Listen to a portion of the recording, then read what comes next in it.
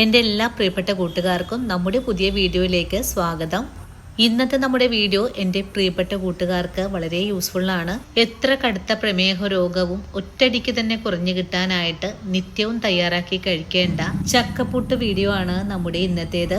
ഈ ഒരു രീതിയിൽ നിങ്ങൾ പുട്ട് തയ്യാറാക്കി കഴിക്കുവാണെങ്കിൽ എത്ര കടുത്ത പ്രമേഹവും ഒറ്റയടിക്ക് തന്നെ നിങ്ങൾക്ക് കുറച്ചെടുക്കാൻ സാധിക്കുന്നതാണ്. ഇത്രയും ഹെൽത്തി ആയിട്ടുള്ള ഒരു പുട്ട് നിങ്ങൾ ഇതുവരെയും തയ്യാറാക്കി കഴിച്ചിട്ടില്ല എന്ന് തന്നെയാണ് ഞാൻ വിശ്വസിക്കുന്നതും. ഇനിയിപ്പോൾ നമ്മുടെ ശരീരത്തിന് ആവശ്യമായ എല്ലാ പോഷകങ്ങളും നിറഞ്ഞ ഈ ഒരു പുട്ട് എല്ലാവരും തയ്യാറാക്കി നോക്കണം. അപ്പോൾ ഉടൻ തന്നെ നമുക്ക് നമ്മുടെ വീഡിയോ കാണാൻ പോകാം. ഹെൽത്തി ഇടിയൻ ചക്കപ്പുട്ട് തയ്യാറാക്കാൻ വേണ്ടിയിട്ട് ഞാനിവിടെ ഒരു ഇടിയൻ ചക്ക എടുത്തിട്ടുണ്ട്. ഇനി നമുക്കിതിൻ്റെ തോലെല്ലാം ഒന്ന് കളഞ്ഞ് മാറ്റിയതിന് ശേഷം ചെറിയ പീസുകളായിട്ടൊന്ന് കട്ട് ചെയ്തിട്ട് ആവിയിൽ വെച്ചൊന്ന് വേവിച്ചെടുക്കാം. ഇടിച്ചക്ക ഞാനിവിടെ ഇതുപോലെ ഒന്ന് കട്ട് ചെയ്തെടുത്തിട്ടുണ്ട്. ഇനി നമുക്കൊരു കുക്കറിലേക്ക് വെച്ച് കൊടുത്തിട്ട് ഒരു 2 വിസിൽ അടുപ്പിച്ചെടുക്കാം. കുക്കറിലേക്കൊന്നും മാറ്റിയിട്ടുണ്ട്. ഇനി നമുക്കിതിലേക്ക് കുറച്ച് ഉപ്പ് ചേർക്കാം. ഒരു നുള്ളു മഞ്ഞൾപ്പൊടി കൂടെ ചേർക്കണം. 1 ഗ്ലാസ് വെള്ളം കൂടെ ഒഴിച്ചു കൊടുത്തിട്ട് നമുക്കിതൊന്ന് വേവിച്ചെടുക്കാം. ചക്ക വെന്തു കഴിഞ്ഞാൽ പിന്നെ ഫ്ലെയിം ഓഫ് ചെയ്ത് കൊടുക്കാം. അതിനുശേഷം നന്നായിട്ട് തണുത്ത് കഴിഞ്ഞാൽ നമുക്ക് പുട്ടുപൊടി ഒന്ന് നനച്ചെടുക്കാം. പുട്ടുപൊടി നനച്ചെടുക്കാൻ വേണ്ടിയിട്ട് ഒരു ബൗൾ എടുത്ത് വെച്ചിട്ടുണ്ട്. ഇനി ഈ ബൗളിലേക്ക് 2 കപ്പ് അളവിൽ പുട്ടുപൊടി കൂടെ ചേർക്കാം. നമ്മുടെ ആവശ്യത്തിനുള്ള പുട്ടുപൊടിയാണ് എടുക്കേണ്ടത്. പുട്ടുപൊടി പാത്രത്തിലേക്ക് ഇട്ട് കൊടുത്തിട്ടുണ്ട്. ഇനി നമുക്ക് ഈ പുട്ടുപൊടിയിലേക്ക് ആവശ്യത്തിനുള്ള ഉപ്പ് ചേർക്കാം. ഉപ്പ് ചേർത്ത് ഇതുപോലെ ഒന്ന് മിക്സ് ചെയ്ത് കൊടുക്കാം. ഇതിലേക്ക് ചക്ക പീസുകൾ ചേർത്ത് കൊടുക്കണം. ഈ ഒരു പൊടിയിലേക്ക് കഷ്ണങ്ങൾ ചേർക്കാം. കൈ കൊണ്ട് തന്നെ ഇതുപോലെ ഒന്ന് ഉടച്ചുകൂടെ കൊടുക്കാം. ഇനി നമ്മുടെ കൈ ഉപയോഗിച്ച് അരിപ്പൊടിയും ചക്കയും കൂടെ കൂട്ടി ചേർത്തൊന്ന് യോജിപ്പിച്ചു കൊടുക്കാം. നമ്മളിതിലേക്ക് ഇപ്പോൾ വെള്ളമൊന്നും തന്നെ ഒഴിച്ചിട്ടില്ല. കാരണം ചക്കയ്ക്ക് നനവുണ്ട്. അതുപോലെ തന്നെ നമ്മളിനി ഇതിലേക്ക് നാളികേരവും കൂടെ ചേർത്ത് കൊടുക്കും. അപ്പോൾ വെള്ളം കൂടി പോവാതിരിക്കാനും വേണ്ടിയിട്ടാണ് ഈ ഒരു രീതിയിലൊന്ന് ഇതുപോലെ ഒന്ന് ചെയ്തെടുക്കുന്നത്.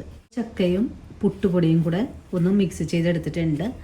ഇനി നമുക്കിതിലേക്ക് നാളികേരം ചേർക്കാം. ഞാനിവിടെ ഒരു അരമുറി നാളികേരമാണ് തിരുമ്മി എടുത്തിട്ടുള്ളത്. നാളികേരം കൂടെ നമുക്കിതിലേക്കൊന്ന് ഇട്ട് കൊടുക്കാം. നമുക്ക് 2 അല്ലി വെളുത്തുള്ളി ചേർക്കാം. ഒരു നുള്ളു നല്ല ജീരകം കൂടെ ചേർക്കണം.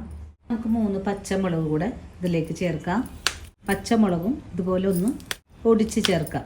അതിനുശേഷം ഒരു മിക്സിയുടെ ജാറിലേക്ക് മാറ്റിയിട്ട് നമുക്കിതൊന്ന് കറക്കി എടുത്തിട്ട് വരാം.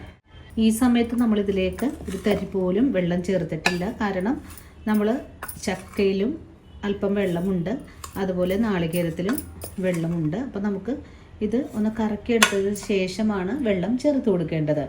ഞാനിപ്പോൾ 2 തവണയായിട്ടാണ് ഇതൊന്ന് കറക്കിയെടുക്കാനും പോകുന്നത്. ഒന്ന് കറക്കിയെടുത്തിട്ടുണ്ട്. നമ്മൾ കറക്കിയെടുത്തിട്ടുള്ള പൊടി ഇതേ പാത്രത്തിലേക്ക് തന്നെ മാറ്റാം. ഈ സമയത്ത് നമ്മുടെ പൊടി അല്പം കട്ടകളായിട്ടാണ് ഇവിടെ ഇട്ടിട്ടുള്ളത്. ഇനി നമുക്കൊരു 10 മിനിറ്റ് നേരം ഇതൊന്ന് റെസ്റ്റ് ചെയ്യാൻ വെച്ച് കൊടുക്കുമ്പോഴേക്കും പൊടി ഒന്ന് പാകമായി കിട്ടുന്നതാണ്. കൈകൊണ്ട് ഒന്നും കൂടെ കുഴച്ചെടുത്തതിന് ശേഷം ഇതൊന്ന് റെസ്റ്റ് ചെയ്യാനായിട്ട് മൂടി മാറ്റി വെച്ച് കൊടുക്കാം. അത്യാവശ്യം നനവോടുകൂടി തന്നെയാണ് പൊടി ഇരിക്കുന്നത്. ഇവിടെ ഒന്ന് 10 മിനിറ്റ് നേരം റെസ്റ്റ് ചെയ്യാൻ വെച്ച് കൊടുക്കാം.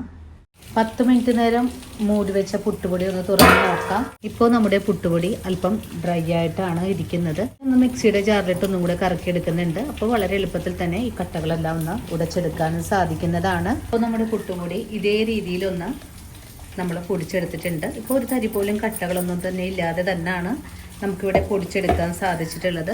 അപ്പോൾ അത്യാവശ്യം നനവോടുകൂടി തന്നെയാണ് നമുക്കിവിടെ കിട്ടിയിട്ടുള്ളത്. അങ്ങനെ എല്ലാ പുട്ടുപൊടിയും നല്ല രീതിയിൽ തന്നെ നമുക്കിവിടെ പൊടിച്ചെടുക്കാൻ സാധിച്ചിട്ടുണ്ട്. ഇനി നമുക്ക് ഈ പൊടിയുടെ പാകവും കൂടി നമുക്കൊന്ന് നോക്കാം. നമ്മളിതിലേക്ക് ഒരു തുള്ളി പോലും വെള്ളം ഒഴിച്ചിട്ടുണ്ടായിരുന്നില്ല. നമ്മുടെ പുട്ടുപൊടി നല്ല രീതിയിൽ തന്നെയാണ് നമുക്ക് കുഴച്ചെടുക്കാൻ സാധിച്ചിട്ടുള്ളത്. ഇനി നമുക്ക് ഉടൻ തന്നെ പുട്ട് തയ്യാറാക്കാൻ തുടങ്ങാം. ആവി വരുന്ന പുട്ടുകടയിലേക്ക് ഓരോ കയ്യിലും നമുക്ക് കോരി നിറച്ച് കൊടുക്കാം. ഞാനിവിടെ കയ്യിൽ ഉപയോഗിച്ചാണ് വാരി നിറയ്ക്കുന്നത്. നിങ്ങൾക്ക് നിങ്ങളുടെ കൈ ഉപയോഗിച്ചും ഇതുപോലെ ചെയ്തെടുക്കാവുന്നതാണ്. അതുപോലെ തന്നെ നമ്മൾ നാളികേരമൊക്കെ ഇതിൽ നേരത്തെ തന്നെ ചേർത്തിട്ടുള്ളത് കൊണ്ട് ഇടയ്ക്കിടയ്ക്ക് നാളികേരം ഒന്നും വെച്ച് കൊടുക്കുന്നില്ല. ഇനിയിപ്പോൾ വെന്ത് വരാനായിട്ട് പുട്ടുകുടത്തിലേക്ക് മാറ്റിയിട്ടുണ്ട്. വളരെ എളുപ്പത്തിൽ തന്നെ ആവിയും വന്ന് തുടങ്ങിയിട്ടുണ്ട്. ഇനി നമുക്ക് ഈ പുട്ടൊന്ന് മൂടിയും കൂടെ വെച്ച് കൊടുക്കാം. ആവി വന്നു കഴിഞ്ഞാൽ നമുക്ക് സിമ്മിലേക്ക് ഫ്ലെയിം മാറ്റിയിട്ട് 1 മിനിറ്റ് ഒന്ന് മൂടി വെച്ച് കൊടുക്കാം. അതിനുശേഷം നമുക്ക് ഇതുപോലെ ഒരു വാഴയിലയിലേക്ക് പുട്ടൊന്ന് കുത്തിയും കൂടെ കൊടുക്കാം. നമ്മുടെ പുട്ട് വളരെ പെർഫെക്റ്റ് ആയിട്ട് തന്നെ നമുക്കിവിടെ വേവിച്ചെടുക്കാൻ സാധിച്ചിട്ടുണ്ട്. ഇനിയിപ്പോൾ കുത്തിയെടുത്തിട്ടുള്ള പുട്ടിൽ നിന്നും ചില്ലടർത്തി മാറ്റിയിട്ട് അടുത്തത് നമുക്കിതുപോലെ തന്നെ വേവിച്ചെടുക്കാം. അപ്പോൾ നമ്മുടെ വളരെ ഹെൽത്തി ആയിട്ടുള്ള ചക്കപ്പുട്ട് ഇവിടെ റെഡി ആയിട്ടുണ്ട്. എല്ലാവരും ഈ ഒരു രീതിയിൽ തയ്യാറാക്കി നോക്കണം. ഷുഗറും കൊളസ്ട്രോളൊക്കെ കുറയാനായിട്ട് ഈ ഒരു പുട്ട് നിങ്ങൾ ശീലമാക്കിക്കോളൂ.